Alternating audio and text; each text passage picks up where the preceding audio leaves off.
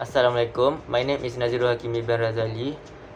In this simulation, I analyze the performance of a separately excited DC motor under armature voltage control by focusing on how the motor responds to step load change and how voltage affect performance.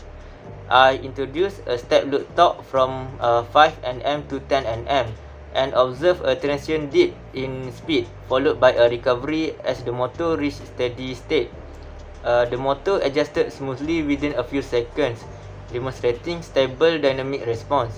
In terms of performance, at higher loads, torque increased but motor speed dropped unless compensated by higher armature voltage. This highlights the trade-off between torque and speed, especially under fixed input condition. When varying input, I found that increasing voltage helped the motor maintain speed despite heavier load, showing how the voltage control directly impact overall motor stability.